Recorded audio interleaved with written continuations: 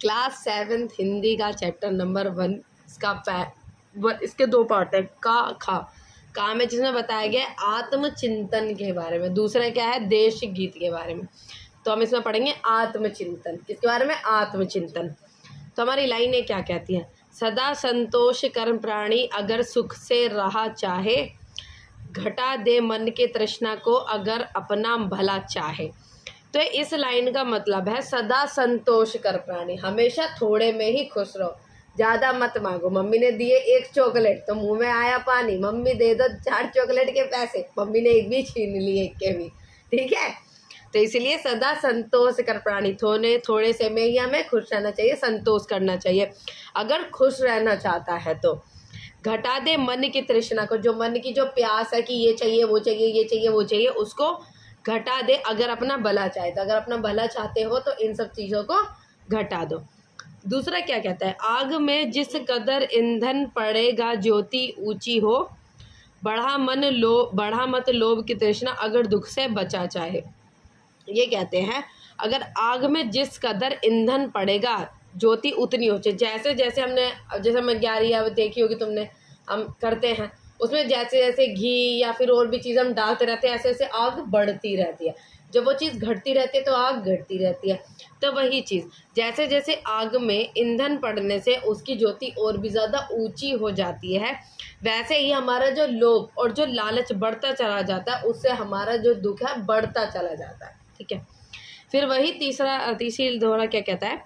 वही धनवान है जग में लोभ जिसके नहीं मन में, वह निर्धन रंक होता है जो परधन को हरा चाहे। ये कहते हैं कि जिसके मन में किसी भी तरीके का लोभ लालच तृष्णा नहीं होती वो धनवान है। उसके पास कुछ ना होने के बाद भी वो धनवान है, उसके पास सब कुछ है, कुछ ना होने के बाद भी उसके पास सब कुछ है। उसके पास वो लोभ नहीं करता लालच नहीं करता, लेकिन वो फिर भी धनवान है। वो निर्धन रंक हो जा प्राधन को हरा चाहे। और वो रंक होता है जो हर एक चीज़ को मांगना, मेरे को सब कुछ भी नहीं है, कुछ भी नहीं है, सब चीज़ें वो सब चीज़ के लिए। दुखी रहते हैं वे निस्दिन जो आरत ध्यान करते हैं, ना कर लालच अगर आज़ाद रहने का मज़ा चाहिए। कहते हैं अगर तुम चाहते हो तुम खुश रहो, तुम एकदम आज़ाद रहना चाहते हो तो तुम किसी भी चीज़ का लालच मत करो। जैसे मुझे लालच है, मेरे पास इतने पैसे हैं, मेरे पास इतना बड़ा घर है, मैं इसको छोड़ के तो मैं कहीं भी नहीं जा पाऊंगी, मैं कहीं खुश नहीं रह पाऊंगी। मैं बाहर जाऊंगी, अरे यार मैं तो घर में तेरे करोड़ रुपए रखे हुए हैं, उसको घर में किसी ने चुरा लिया तो, है ना, ये सब चिंता लगी रहती है। फिर उसके बाद मैं क्या करूँगी? मैं बाहर हूँ, मेरे पास इन सब चीज़ों की कोई वो नहीं है, मैं इतनी चीज़ों की कदर करती नहीं, ना मुझे लोभ है, तो मैं बाहर जाऊँगी, इन सब चीज़ों से खुश रहूँगी, आज़ाद रहूँगी। कहते हैं बिना मांगे मिले मोती, न्याय मत देख दुनिया में, भीख मांगे नहीं मिलती अगर कोई गहा चाहे। ये कहते हैं अगर तुम कुछ भी किसी भी तरीके की कोई इच्छा नहीं करते हो, उसके बाद भी भगवान तुम्हें सब कुछ देता है ना। और उसके बाद भीख मांगे नहीं मिलती, अगर तुम भीख भी मांगो तो वो नहीं मिलती अगर भगवान नहीं चाहता। तो यही चीज़ इसमें कहती है कि बिना मांगे मिले मोती, न्याय मत देख दुनिया में न्याय मत देख, बिना मांगे मोती भी मिल जाती है, ठीक है। तो यही चीज़ है इसमें।